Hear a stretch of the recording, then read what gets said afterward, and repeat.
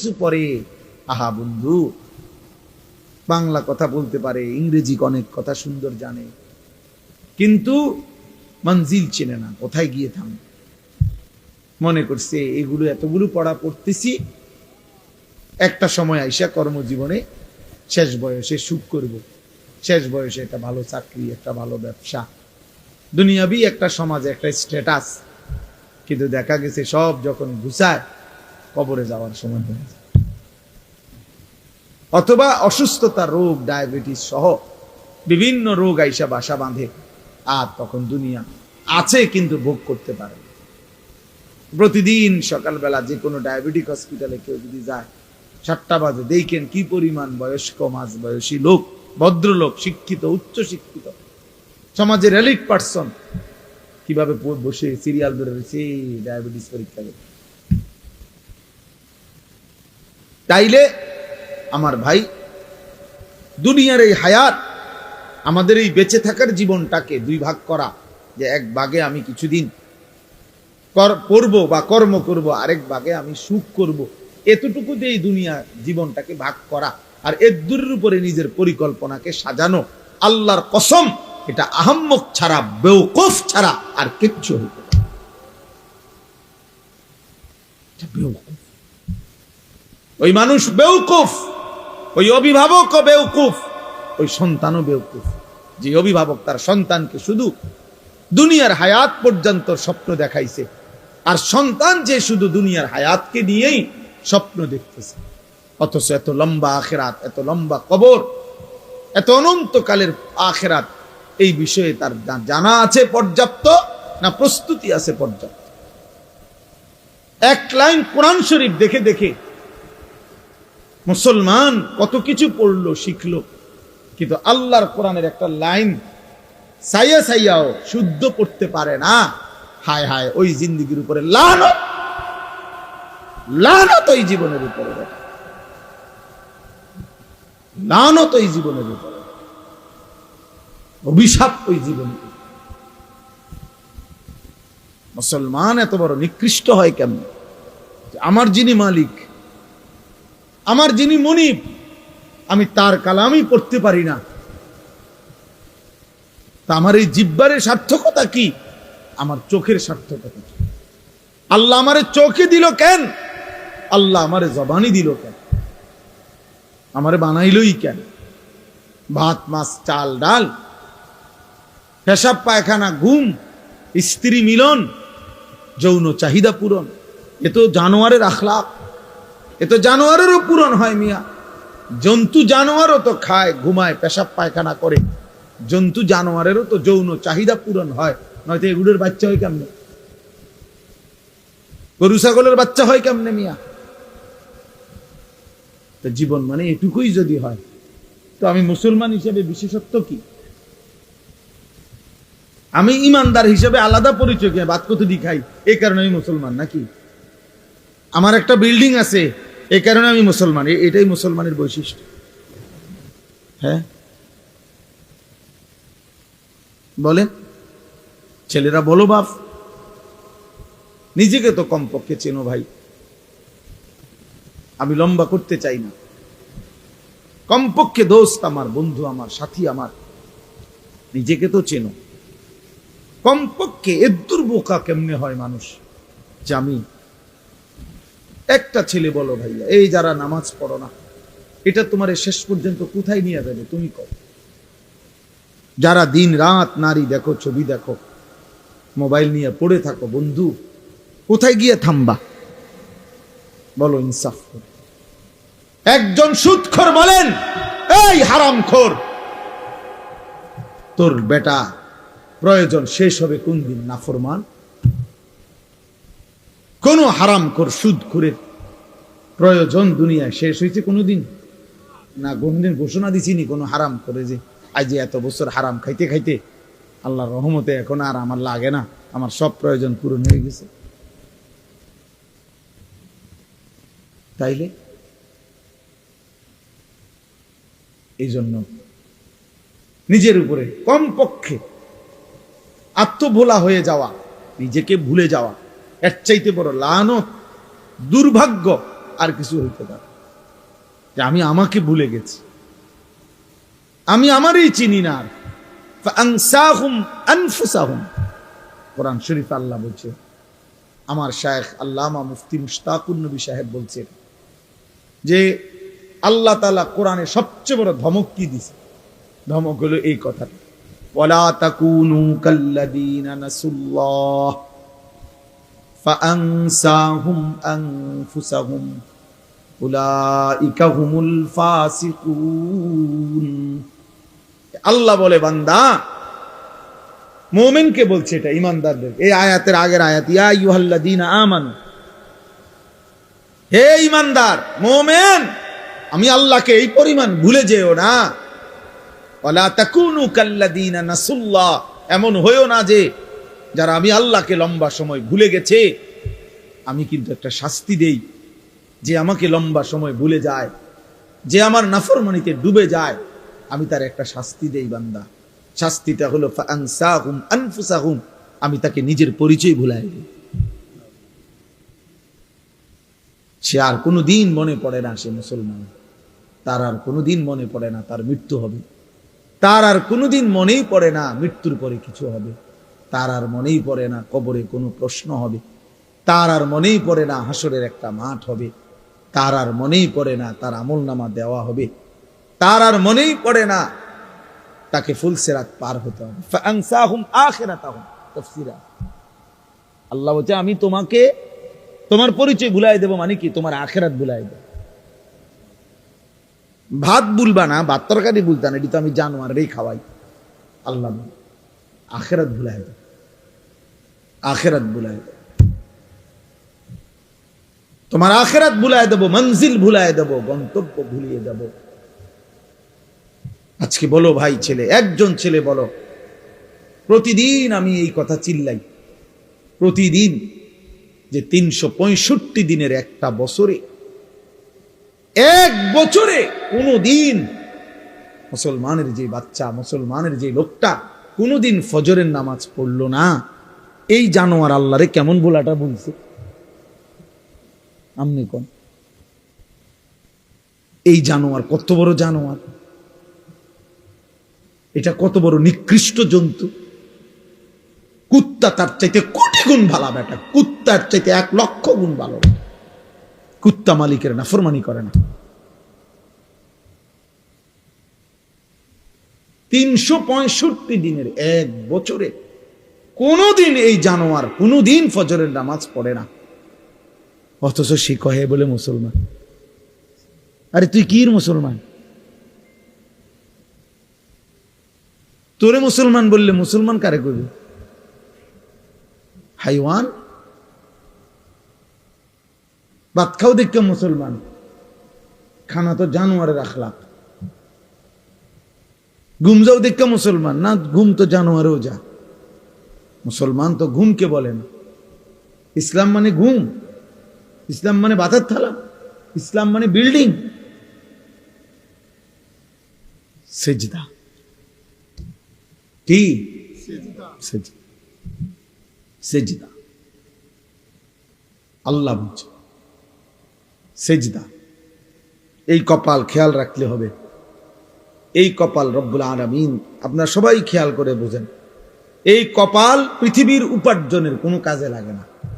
মানুষের হাত, পাও, চোখ, কান, দিমাগ মানে বুদ্ধি, বিবেক, এগুলো দুনিয়াবি বিভিন্ন উপার্জন করার জন্য লাগে। চাকরি হোক, ব্যবসা হোক, দোকান হোক, ক্ষেত হোক, খামার হোক। কিন্তু কপাল দিয়া মানে কপাল ঠেল্লা টাইন্না দুনিয়াবি কোনো উপার্জন করে না। কপাল দুনিয়ার কামাই রোজগারির কোনো কামে লাগে না। তো এইটা আল্লাহ তাআলা কেন বানাইলেন কপাল? আল্লাহ তাআলা শুধুমাত্র ভাইয়া একটা যুবক হলেও ভাইব বাবা, আল্লাহ তাআলা এই কপাল শুধুই বানাইছেন সেজদার জন্য। এজন্য সেজদা আরবিতে কাকে বলে? আরবিতে সেজদার সংজ্ঞা কি? পরিষ্কার কিতাবে আছে, ওয়াদউল জাবহাতে আলাল আরদ, জমিনের উপরে কপাল রাখা, এটারে কয় সেজদা। এই মানে কপাল আল্লাহ বানাইছেনই কিসের জন্য? সেজদার জন্য। অতএব যেই কপাল সেজদা দেয় না, তুই কোনো মানুষ না। এই জন্য আমি সব সময় বলি, বেটা রাগ করো, আর কোনোদিন না আসলাম, একবারের আশাতেই আসি, প্রতিবার আয়োজন কঠিন আমার জন্য। আর যদি কোনোদিন নাও আসি তো মনে রাখো, যারা এখানে যারা বসা, যাদের কপালে সেজদা নাই, যারা নামাজ পড়ো না, তোর ওই কপালে থুতু মারলাম, থু থু তোর কপালে, থুতু মারি তোর কপালে, থু তোর কপালে, লানত তোর কপালে। আল্লাহ কোরআনে তোকে লানত দিছে, ওয়া ইন্না আলাইকা লানাতা ইলা ইয়াউমিদ্দিন। আল্লাহ বলছে, ইবলিস সেজদা দিলি না, ঠিক আছে, আজকের থেকে নিয়ে কিয়ামত পর্যন্ত তোর উপরে আল্লাহর লানত। যা ভাত খা, জানোয়ার, খানা তোর খাওয়াবো, খানা যেহেতু আমি কুত্তারে খাবাই, তোরে খাবাইতাম না, খা। ভাতে না খাবি বেটা, খাইবি আর পেশাব করবি, বাথরুমে যাবি, খা। নারী দেখ, ছবি দেখ, উলঙ্গ দৃশ্য দেখ, আর কি, জানোয়ারের মতো চলতে থাকো, একদিন ধাক্কা দিয়ে জাহান্নামে ফেলে দিবে। ওমান ইউশাকিকির রাসূল মিন বাদি মা তাবায়্যানা লাহুল হুদা ওয়া ইয়াত্তাবি' গায়রা সাবিলিল মুমিনিন। আল্লাহ বলেন, আমার রাসূলের বিরুদ্ধাচরণ যে করবে, আমার ইমানদার মুমিন যেই পথে চলে তার উল্টো পথে যে চলবে, দুইটা অপরাধ। এক নাম্বার, আমার রাসূলের বিরুদ্ধাচরণ যে করবে, ইমানদার মুমিন যেই পথে চলে সেই পথের উল্টো পথে যে চলবে, নুওয়াল্লিহি মা তাওয়াল্লা, আমি আল্লাহ তাকে একদিন সেই উল্টো পথেই চালাইতে থাকবো। ওয়া নুসলিহি জাহান্নাম, এই উল্টো পথে চলতে চলতেই একদিন নাফরমানকে জাহান্নামে ফেলে দেব।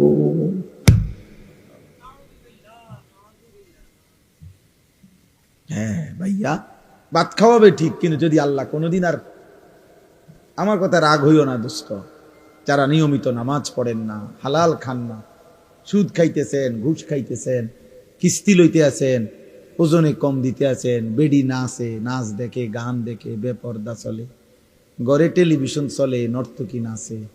আচ্ছা, যদি আল্লাহ তাআলার কোনোদিন না ফিরায়, আর কোনোদিন যদি তৌফিক না দেয়, যুবক মনে করো, আর কোনোদিন তোমার সেজদার তৌফিক দিলই না, আর কোনোদিন মনেই পড়লো না নাম, তো কি হবে অবস্থা? কোনোদিন আর এই গুনাহ থেকে, হারামের উপার্জন থেকে, সুদের টাকা, ঘুষের টাকা, হারাম উপার্জন থেকে আর ফিরবার সুযোগই দিছে না, মনে করে, তো তখন কি হবে? হ্যাঁ, এরপরে গন্তব্যটা কোথায়? এটা বোঝা উচিত, এটা বোঝা উচিত। আমরা ওয়াজ শুধুই ওয়াজ, বক্তা যাচাই করা না, যে এক এক বছর লাইরা সেরা বক্তা দাওয়াত দাও, যখন যার একটু পরিস্থিতি আছে তারে আইনা দাওয়াত দাও, কিছু লোক হইব, কিছু চটপটি বুট বাদাম বেচা হইব, হ্যাঁ, কিছু মানুষ, এর জন্য না। বা আমি ব্যক্তিগতভাবে এর পক্ষপাতী না, আমার কথা হইল একজনই শুনুক আর 10 জনই শুনুক, বলতে হবে আল্লাহর জন্য।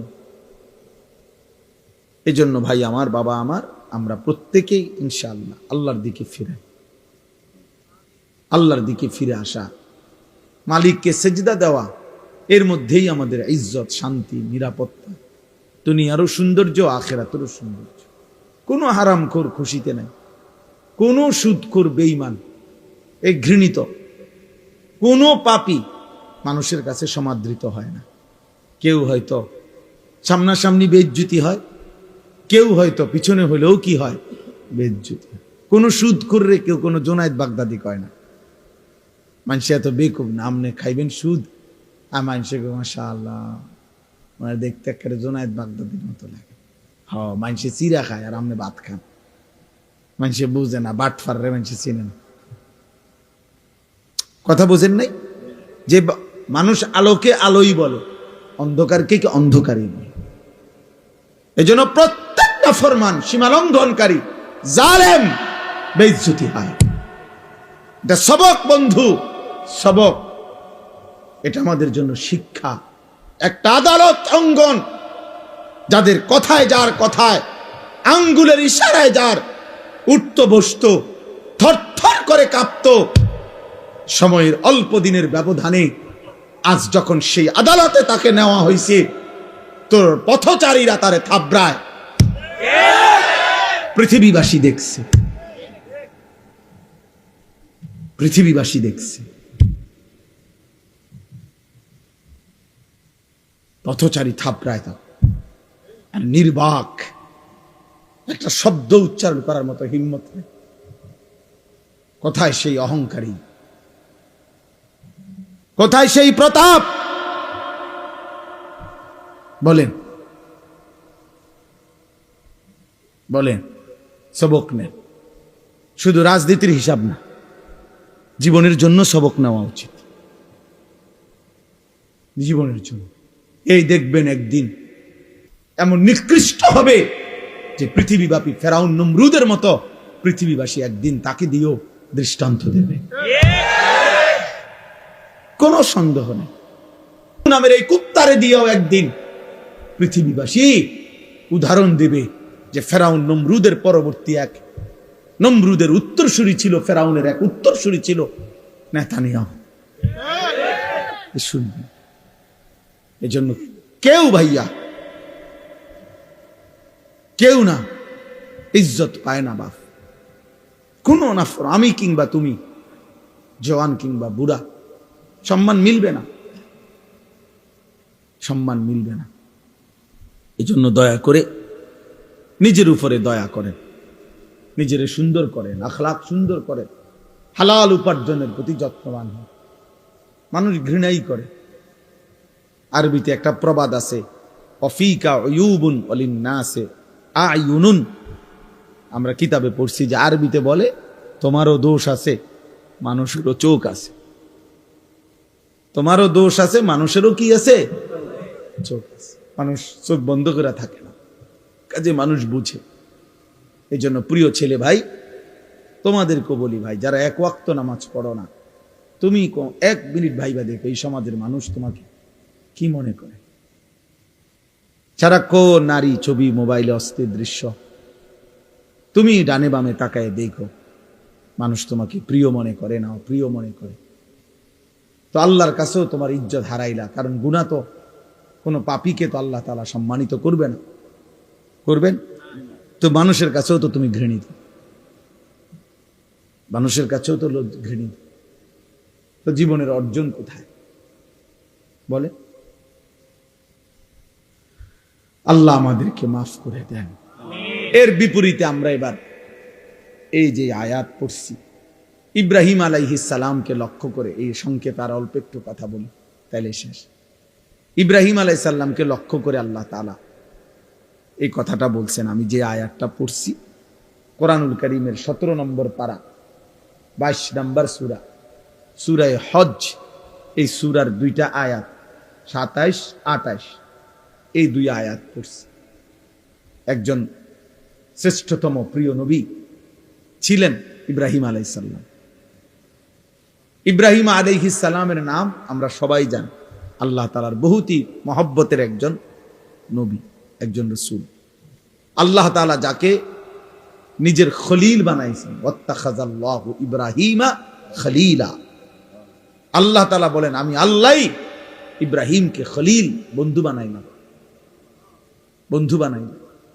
আল্লাহ তাআলা কোরআনুল কারীমের মধ্যে বলছেন ইব্রাহিম আলাইহিস সালামকে যে সে একজন ব্যক্তি, কিন্তু পৃথিবীবাসী শোনো, আমি আল্লাহ বলতেছি আমার ইব্রাহিম একাই, কানা উম্মাতান, ইব্রাহিম একাই একটা জাতি। তিনি একজন ব্যক্তি না, বরং এক ব্যক্তি একটা জাতি, জাতি।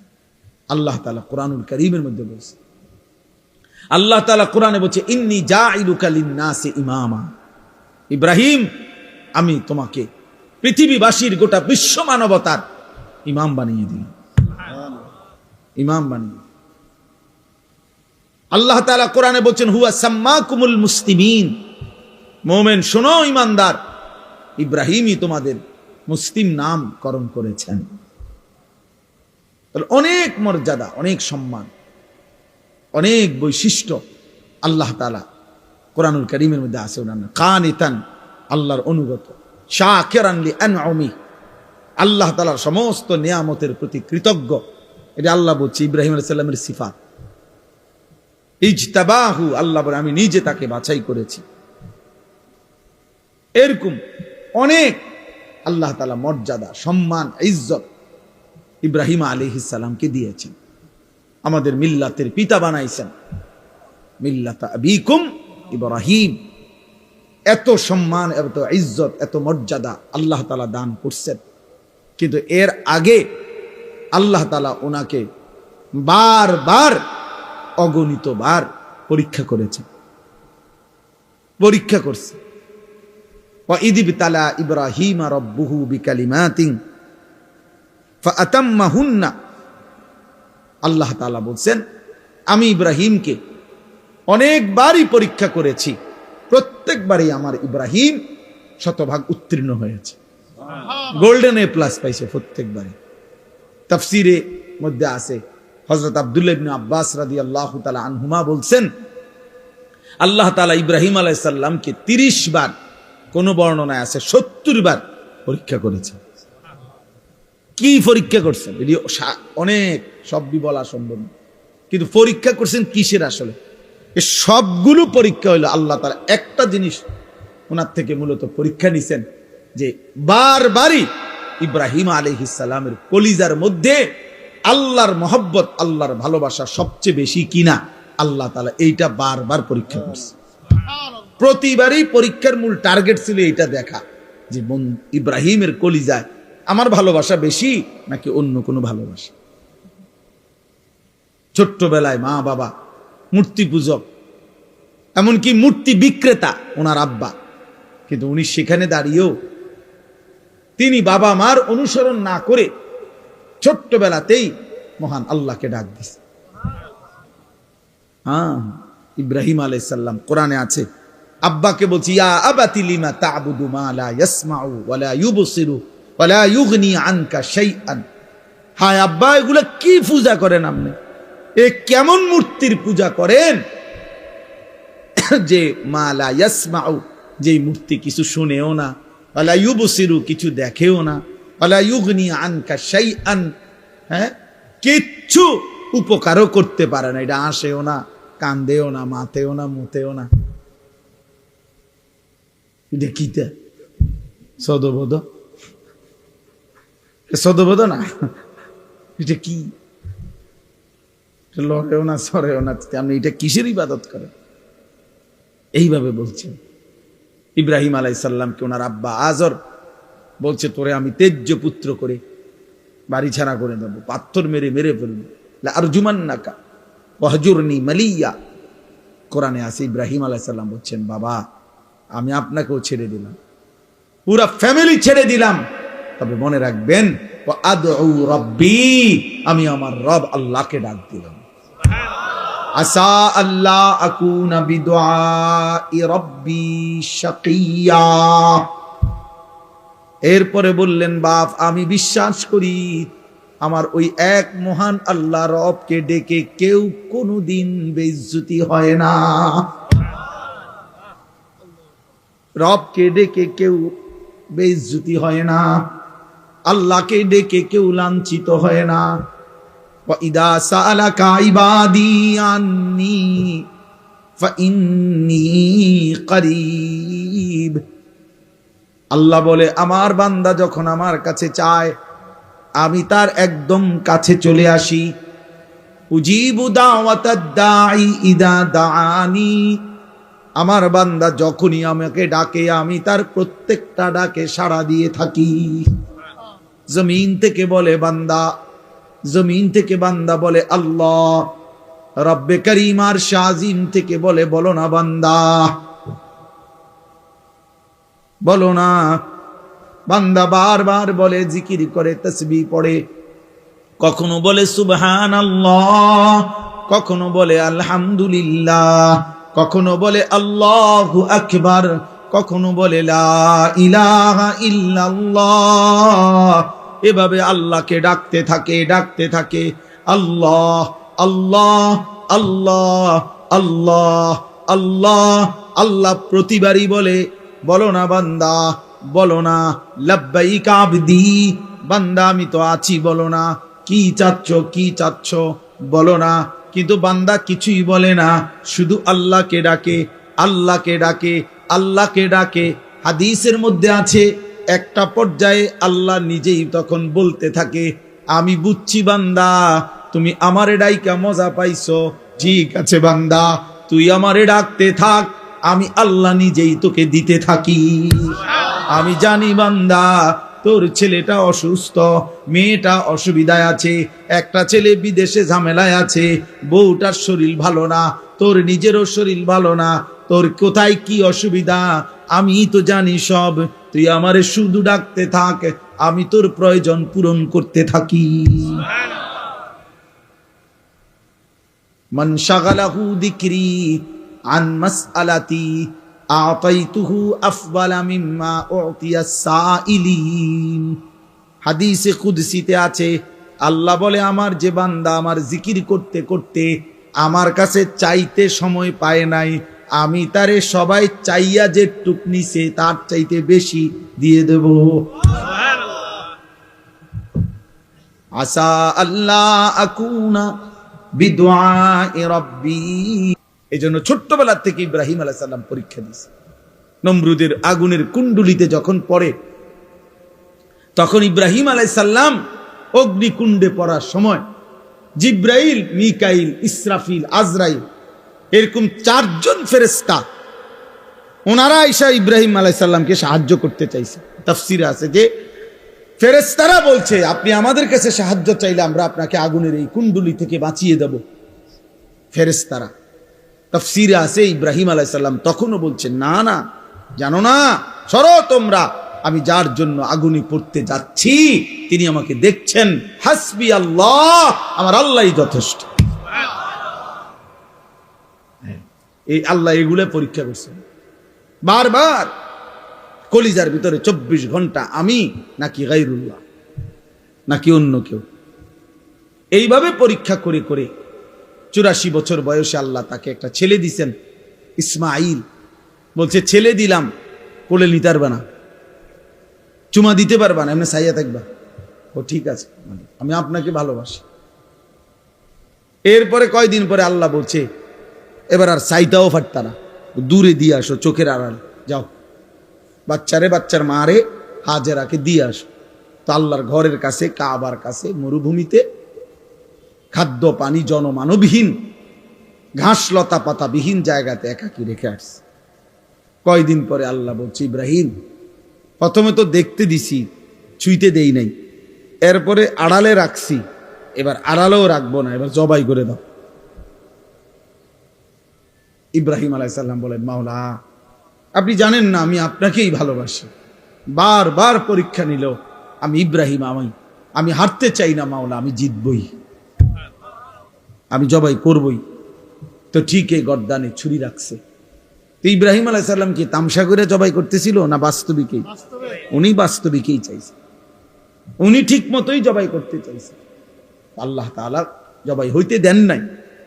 কিন্তু আমার বলার উদ্দেশ্য হলো, এই সমস্ত পরীক্ষার বিনিময়ে আল্লাহ তাআলার কাছে বারবার বারবার, সর্বপ্রথম খতনা, এই যে পুরুষের যে খতনা করায় বাচ্চার, এই খতনা, এই হুকুম আল্লাহ প্রথম ইব্রাহিম আলাইহিস সালামকে দিয়েছেন। এইভাবে ইব্রাহিম আলাইহিস সালাম তার জীবনের এই সমস্ত পরীক্ষার বিনিময়ে যখন উত্তীর্ণ হয়েছেন, এইভাবে এই যে কইলাম, উনি সর্বপ্রথম আল্লাহ তাআলা খতনার হুকুম ওনাকে দিয়েছেন। উনি বয়সকালে নিজের খতনা নিজে করাইছেন। প্রথম দাড়ি চুল, এই পৃথিবীতে প্রথম ব্যক্তি যার দাড়ি চুল সাদা হইছে বুড়ার কারণে, বয়সের কারণে, ইব্রাহিম আলাইহিস সালাম। আউয়ালু মান শাবা, মানে উনার আগে আদম আলাইহিস সালামের পরে কারো চুল দাড়ি সাদা হতো না, বুড়ো হইল সর্বপ্রথম আল্লাহ তাআলা উনার চুল দাড়ি সাদা বানাইছেন। কওমের লোকেরা বহু মন্দ কইছে যে ধর্মান্তরিত হওয়ার কারণে, বাপদাদার ধর্ম ছেড়ে দেওয়ার কারণে চেহারা পাল্টায় গেছে। কিন্তু ইব্রাহিম আলাইহিস সালাম আল্লাহ তাআলার মহব্বতকে প্রাধান্য দিয়ে কারো কোনো নিন্দায় তিনি সামান্যতম প্রভাবিত হন নাই। এইভাবে বারবার পরীক্ষা দিয়ে ইব্রাহিম আলাইহিস সালাম যখন উত্তীর্ণ হয়েছেন, সেই উত্তীর্ণ হওয়ার পরে আল্লাহ তাআলা তাকে এবার বলছি, ইব্রাহিম আমি তো তোমার কিছু একটা পুরস্কার দিতে চাই, চলো ইব্রাহিম পুরস্কার স্বরূপ আমার ঘর, কায়নাতের সর্বশ্রেষ্ঠ ঘর, আমি আল্লাহ তাআলার ঘর কাবা তোমার হাত দিয়ে বানাইতেছি, যাও তুমি আমার ঘর বানাও।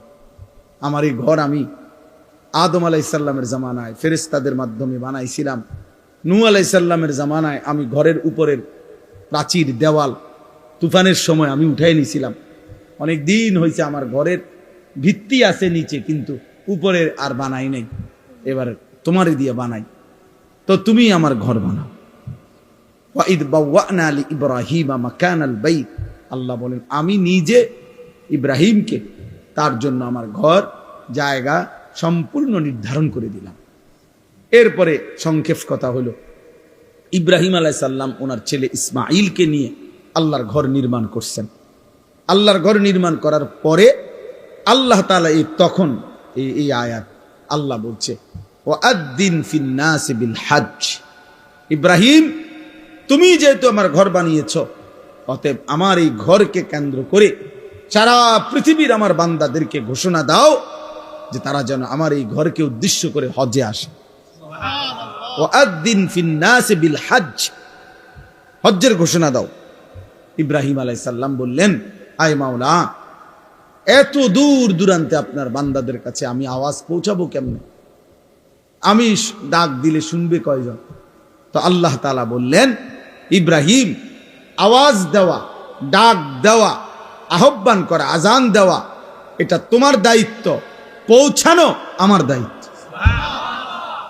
আলাইয়াল বালাগ, আমার দায়িত্ব পৌঁছানো, আমার দায়িত্ব। এই জন্য প্রতিটা মুয়াজ্জিন মসজিদে যিনি আজান দেয়, প্রত্যেক মুয়াজ্জিন তাকে যেন আল্লাহ বলে যে আমার ঘরে তুই আজান দাও, তুমি শুধু আওয়াজ বের করো, আমার বান্দার কলিজার মধ্যে কে নামাজি হবে আমি আল্লাহ পৌঁছায়া দেব। এই জন্য মুয়াজ্জিন বড় দাম, মুয়াজ্জিন খুব দাম, খুব দাম। যত মানুষ আল্লাহর দিকে মানুষকে ডাকে, তন্মধ্যে সর্বশ্রেষ্ঠ ডাক আল্লাহর দিকে, সর্বশ্রেষ্ঠ দাওয়াত মুয়াজ্জিনের দাওয়াত। জানেন সর্বশ্রেষ্ঠ দাওয়াত কোনটা?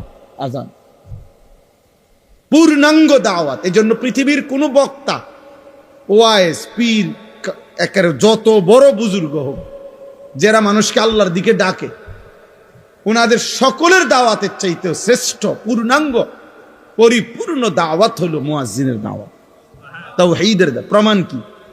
প্রমাণ হলো এই আজানের দোয়া, এই দোয়াটাই কম কি? আজানের দোয়া নবীজি বলছেন, আজানের দোয়ার মধ্যেই নবীজি আজানকে বলছেন আল্লাহুম্মা রাব্বা হাযিহিদ দাওয়াতিত তাম্মা। এই যে দাওয়াতিত তাম্মা মানে হলো পূর্ণাঙ্গ দাওয়াত। কি? আজান। আজান নবীজি এখানে পূর্ণাঙ্গ দাওয়াত বলছে কোনটারে? হ্যাঁ, এই জন্য আজান আমাদের দেশে খুব গাফলতি। গ্রামের বুড়া অসল 200 বছরের বুড়া একজনের দায়িত্ব দিয়ে দিছে, এবার আজান দেয়া যায় 300 বছর ধরে এরম করে। আজান মানে না, মানে মস্কারি করে। আরে হুজুর আজান কদ্দুর বোঝেন তো, আর এটা লাগে একজন লোক রাখিয়া হুদা ঝামেলা বাড়াইয়া লাভ। আজানে না কদ্দুর, এটা বলে আজান কদ্দুর। এটার লেগে একজন লোক রাখিয়া টাকা 3000 নষ্ট করার চাইতে বন খাউন, 3000 টের বন খাইলে কতগুলো বন পাওয়া যাবে, বুঝেন না কথাটা? আশ্চর্য, আফসোস, অসংখ্য মসজিদ খামখেয়ালি করে মুয়াজ্জিন রাখেন, মুয়াজ্জিন রাখেন, মনে করে এটা কিচ্ছু না, এটা আজান কদ্দুর হুজুর, এটা আবার এটার লেগে এত একটা লোক রাখতো কিচ্ছু। একজন দিলেই তো, একজন যদি দিলেই হইলো এটা হইতো, তো রাসূলুল্লাহ সাল্লাল্লাহু আলাইহি সাল্লামের জামানায় সমস্ত সাহাবী তো আজান দিতে পারতো, তো আলাদা বেলালকে নির্ধারণ করা হলো কেন? কথা বলেন না কেন? আলাদা নির্ধারণ করা হলো কেন?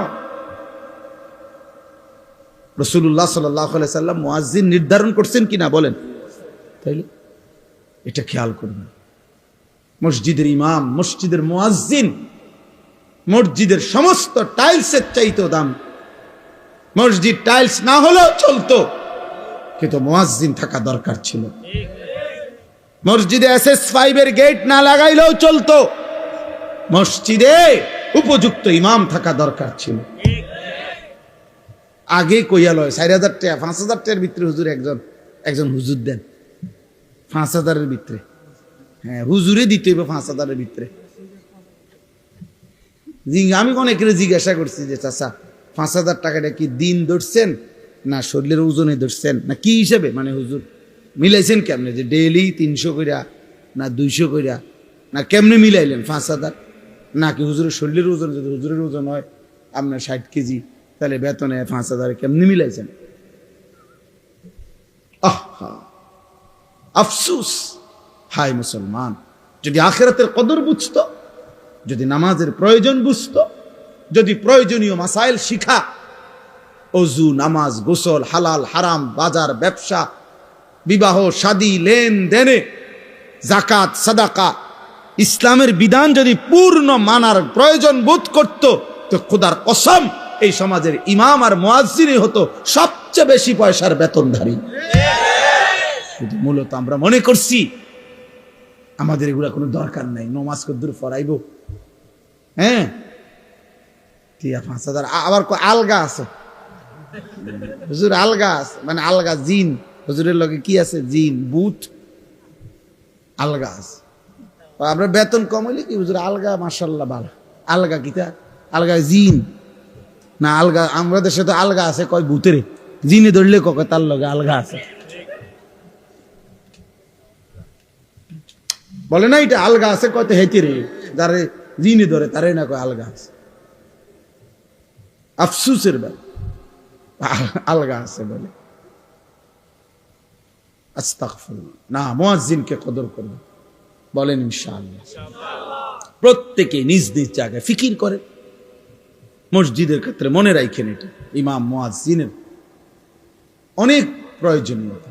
উপযুক্ত ইমাম, উপযুক্ত মুয়াজ্জিন দরকার, দরকার। এটা আমরা এটার প্রতি গুরুত্ব দিই। এই মানে লাইটিং করে, মসজিদের ডেকোরেশন করে অনেক সুন্দর করছে, ভালো, এটা করছেন, আমি গুনাহ করছেন আমি এটা বলি না, কিন্তু ইমাম মুয়াজ্জিনের ব্যাপারে এই খামখেয়ালি কেন? কেন এই খামখেয়াল? আল্লাহ আমাদেরকে মাফ করে দেন। চলেন তো, এরপরে আল্লাহ তাআলা বললেন আজানের, মানে হজ্জের আজান দাও, এলান করো। ইব্রাহিম আলাইহিস সালাম কে আল্লাহ বললেন ইয়াতুকা রিজালান ওয়া আলা কুল্লি দামিরিন ইয়াতিনা মিন কুল্লি ফাজ্জিন আমিক।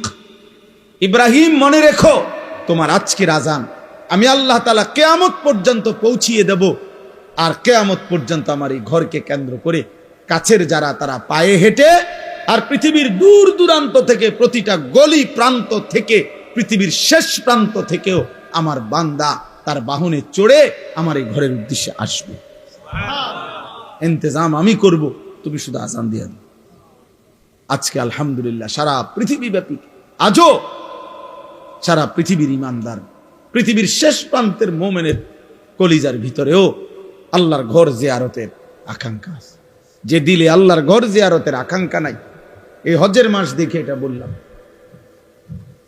যেই কলিজার মধ্যে আল্লাহর ঘর জিয়ারতের আগ্রহ জাগে না, কাবার ওই কালো গিলাফ যে দেখে নাই।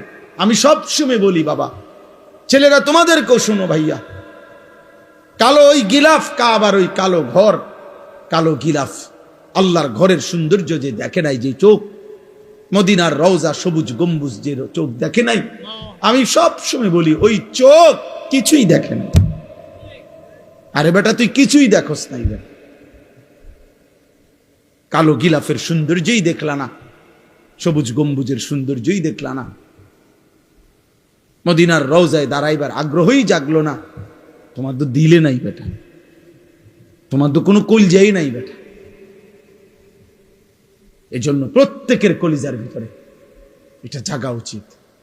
আফসুসের ব্যাপার, 3টা ছেলে বিদেশ পাঠাইছে, 36 লাখ টাকার ব্যবস্থা হয়েছে, বাড়িতে একখান বিল্ডিং করছে, বিল্ডিং বাবদ 20 লাখ টাকা খরচ হয়েছে, রাস্তার লগে জমি কিনছে, জমিগুলোর টাকা সব ব্যবস্থা হয়েছে, সব কিছু ব্যবস্থা হয়েছে, কিন্তু বুড়া এমন ডাকাত 60 বছর বয়সও জিগাইলে হজ করতেন না, না এদিকে আর আমগো কাম নেই, সংসার করতে করতে তো জীবন শেষ, সংসার করতে করতে জীবন শেষ, বুঝলেন না? এখানের 6 লাখ টাকা আর কোনোদিন ব্যবস্থা হয় না, কিন্তু 8 দিনের ভিতরে ভিসা নইলে ক্যান্সেল হয়ে যাবে 12 লাখ টাকা।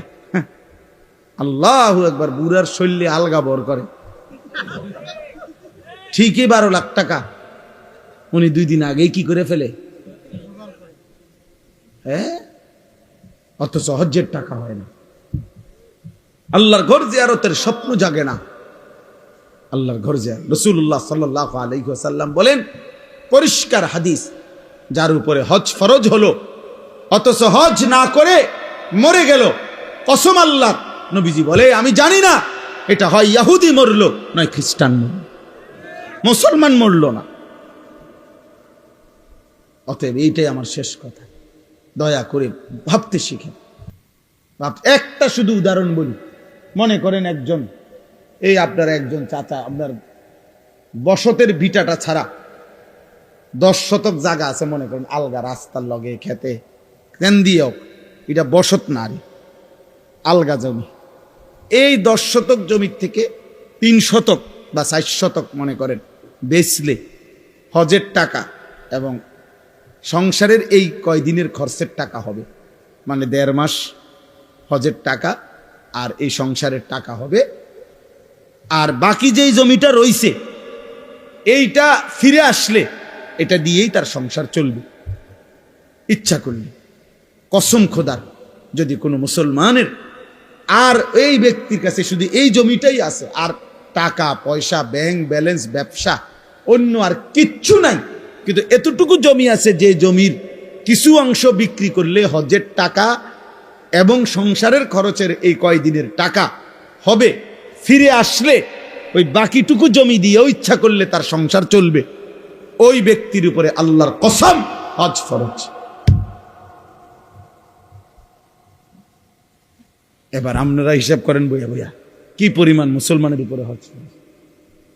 হ্যাঁ, না হেবাটা হজাইতো না, যাইব কেমনে, গেলাম হইলে তারা 3 ওগারে বিদেশ পাঠাইছি, তারারে যদি আল্লাহ লোয়াইতো, তারা যদি পাঠাইতো, হেবাটা বইয়া বইয়া চা দোয়ানে বন খায়, বিড়ি খায়, আরে গপ মারে।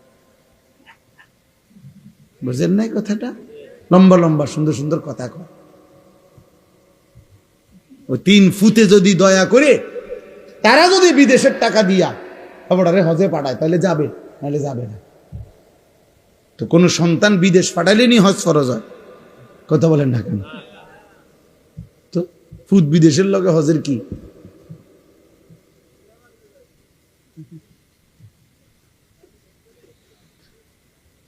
আল্লাহ আমাদেরকে মাফ করে দেন।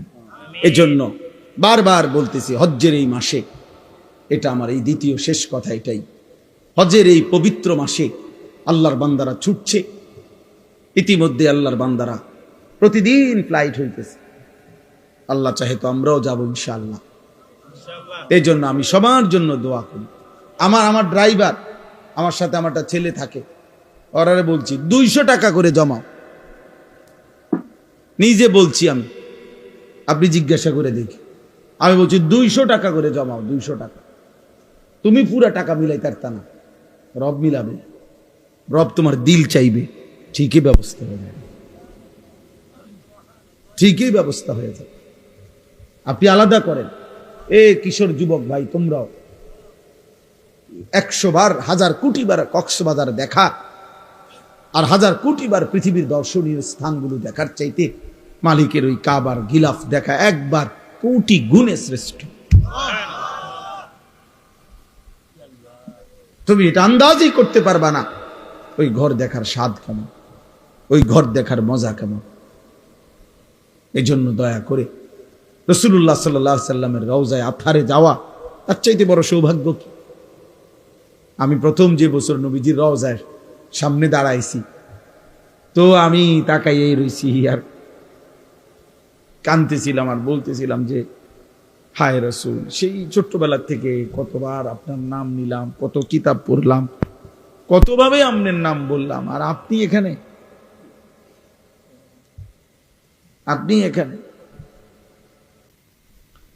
এজন্য আমরা প্রত্যেকে ইনশাআল্লাহ আল্লাহর ঘর জিয়ারতের স্বপ্ন দেখব ইনশাআল্লাহ। মালিকের ঘর দেখবেন, এটা মুমিনের যুগ যুগান্তের মুমিনের জীবনের একটা সাধনা, স্বপ্ন। আমি আমার রবের ঘর দেখব। এর টাকার হিসাব কি?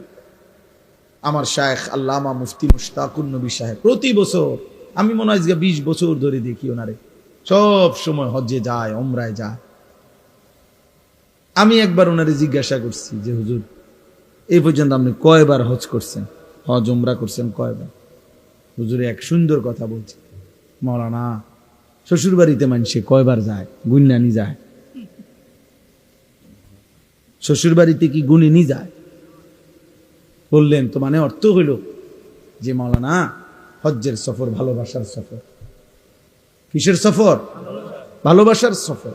এ তো প্রেমের সফর, এ তো মহব্বতের সফর। অতএব ভালোবাসার সফরে আবার হিসাব কি, কয়বার গেছি এই হিসাবের তো বিষয় না, মালিকের ঘরে বারবার যাইতে পারা এটাই তো বড় বিষয়। আমি ওই উপরে তাওয়াফ করলে, মানে কাবা ঘরের চারদিকে যে তাওয়াফ করে, এখন আধুনিক সিস্টেম হলো ওখানে নিচতলা আছে, দোতলা আছে, 3 তালা আছে, 4 তালা আছে, এমনি এমনি একের 6 তালা পর্যন্ত আছে। তো চারদিকে তো 3 তলায় তাওয়াফ করলে ধাক্কা ধাক্কি কম, ঠেলাঠেলি কম, আরামসে তাওয়াফ করা যায় আস্তে আস্তে।